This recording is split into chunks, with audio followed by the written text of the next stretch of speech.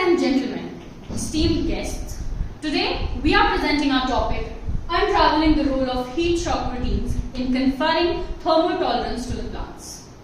Now, due to global warming, there is a constant rise in the temperature, due to which the crop yield is declining and the prices of the crops are increasing rapidly, which is not good for us.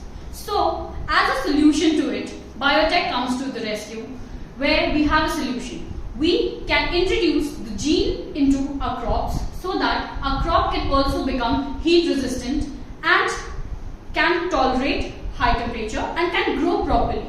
So here our journey starts by identifying the gene of interest from the NCBI website, where we identify the particular sequence of gene which is responsible for producing the heat shock proteins from Arabidopsis thaliana, which is a model organism.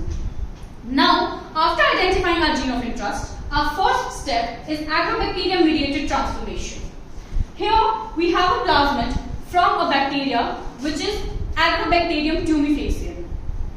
Now, here we have our plasmid from Agrobacterium tumefacium.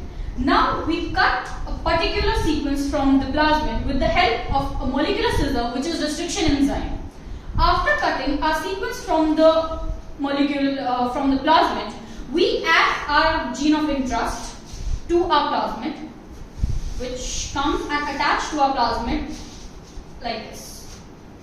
After this, this plasmid is introduced into the Agrobacterium tumefacium, and Agrobacterium tumefacium after that transfer and infect our wheat with the gene of interest, which is Arabidopsis thaliana heat shock protein 101.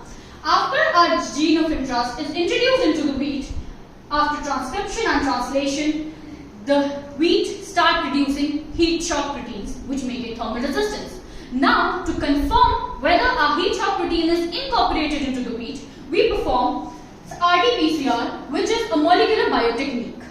After performing our RT-PCR, as a result, we can infer that the genetically modified organism wheat is producing heat shock proteins. Now, let's perform a small test to check what's the difference.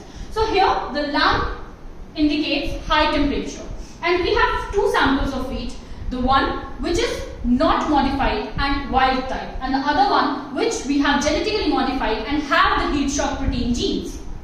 So we can see that due to high temperature, the normal one cannot withstand the high temperature and couldn't grow properly. But the heat shock protein genes make our genetically modified wheat completely heat tolerant and they can grow properly. Hence, we can say that biotechnology is a blessing for all of us, especially farmers. Thank you.